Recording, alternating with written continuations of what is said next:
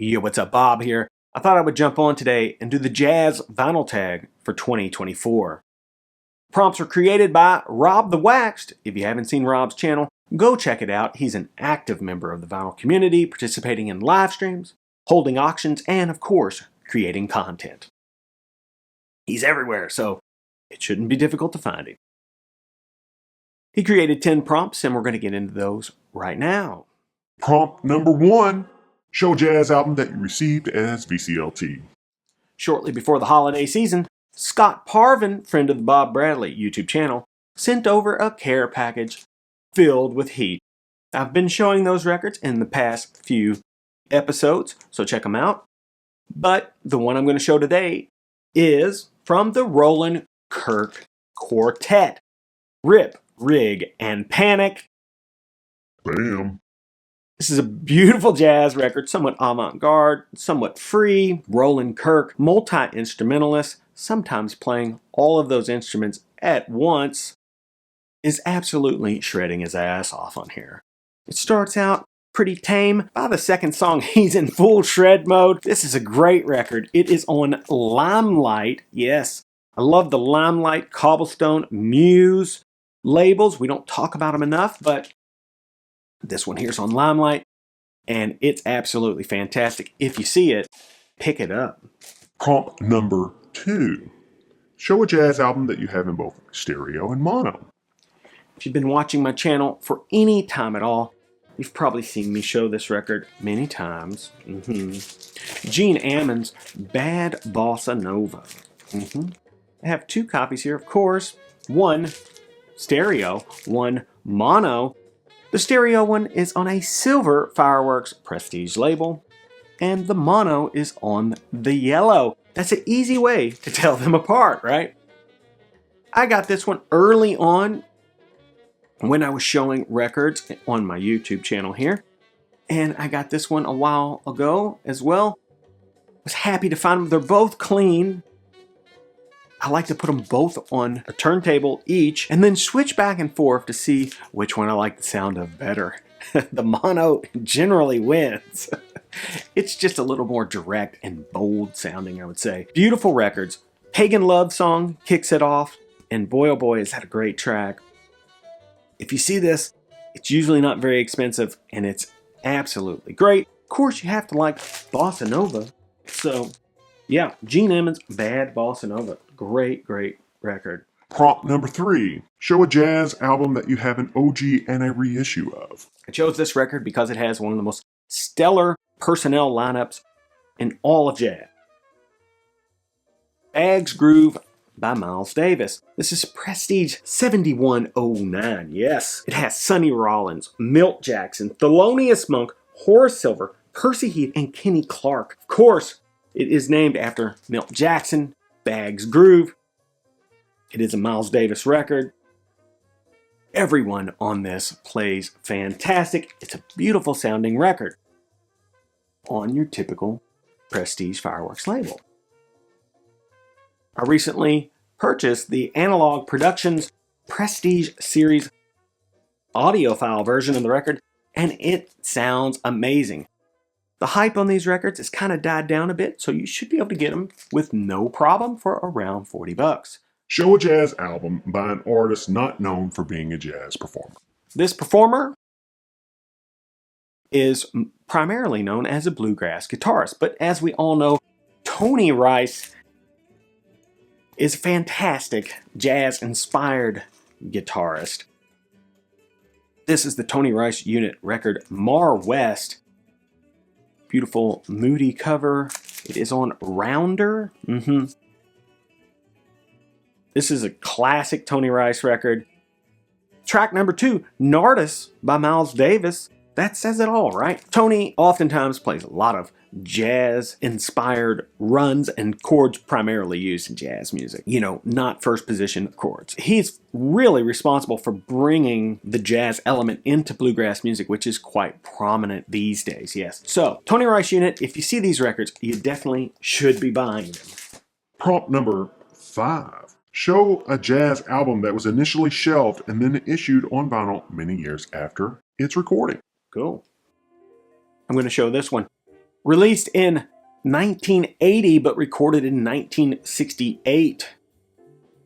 Lee Morgan, Taru. A lot of people make fun of these covers. They're kind of cheesy. I actually kind of like them for their retro appeal. This is getting reissued this year, and it's about time.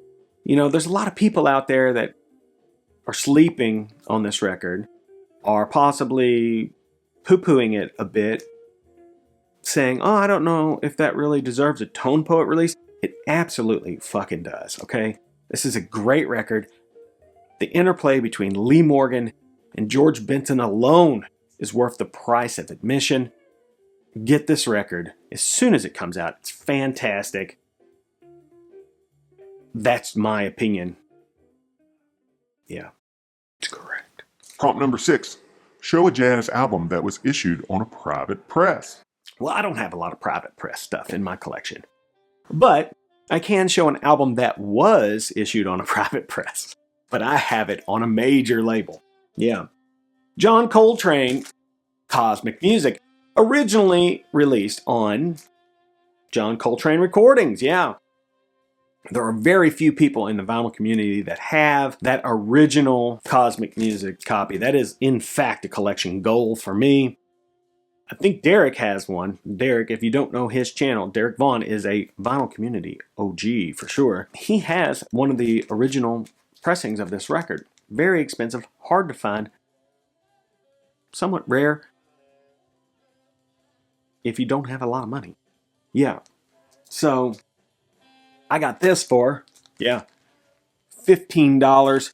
This is an all-out Coltrane extravaganza. This is a record that is in tribute to the Dr. Martin Luther King Jr. Yeah, and it is in that very free Coltrane style. It is not for the timid and straight from the heart. Yes. John Coltrane, Cosmic Music. Beautiful record. Show a jazz album that is an excellent introduction to free jazz, avant-garde, or spiritual jazz. Why don't we just do all three? My favorite Pharoah Sanders record, Thimby. Fantastic cover. It is on that 70s, late 60s, 70s Impulse label. This is a good introduction because they play kind of a straight spiritual jazz tune, and then they do something that's really free, and then they play another kind of straight ahead sounding song, so it's not just bombarding you with that kind of energy.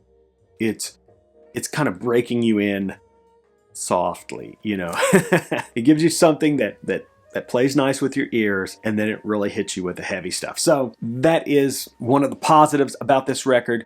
It is somewhat difficult to find. My copy is incredibly clean. I've had it for a few years now. I would say several years now, and I'm super glad to have it in my collection. It hits the turntable a lot. Astral Traveler is the opening track, and it absolutely sounds phenomenal. That's a great sounding pressing, by the way. Show a jazz record that is an example of cheap heat. No vinyl tag of mine would be complete without a record from Herbie Hancock. You should be able to find this record from, say, $5 to $15. Herbie Hancock's Mr. Hands. Herbie plays most of the instruments on this record, except for some really key moments, like, for instance, on 4 a.m., Jocko playing bass and absolutely destroying it. Funky as you want to be. I mean, it's in that Jocko style and crazy funky.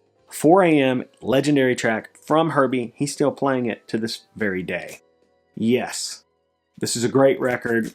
It's on that Columbia label, and it is really inexpensive. If you see it, make sure to snag it. Prompt number 9. Show a jazz album you are looking forward to being reissued in 2024. Well, my choice would be Mode for Joe. I don't have a copy of it, and I've been trying to get a copy of it for many years. So, I believe it's coming out Blue Note Classic Series, and I will buy it as soon as it drops. That said, a lot of you might be hyped up about Lee Morgan's Search for the New Land. Here is my original mono. Yeah, I bought this for my birthday one time, $100, and don't regret it for a single second.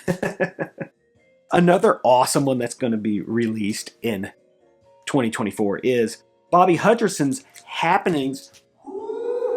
Is this a smoking record? Yeah. Excellent cover, a beautiful lady on the front. This is my OG on that New York label.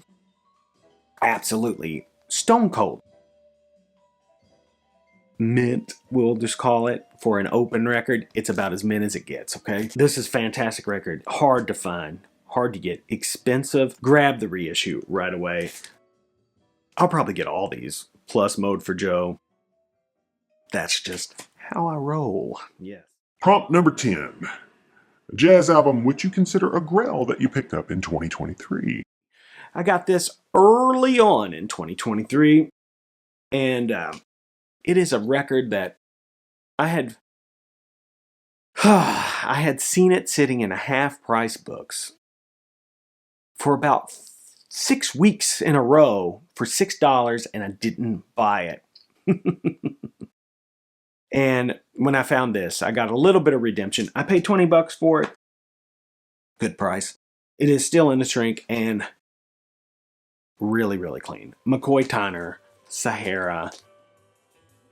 I didn't know what it was. I just saw it there and I thought, oh, a McCoy Tyner record. I might get that next time.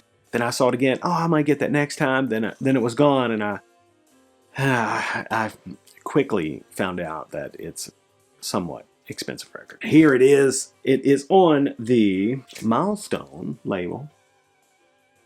Yeah. Fantastic record. McCoy Tyner, just a beastly musician.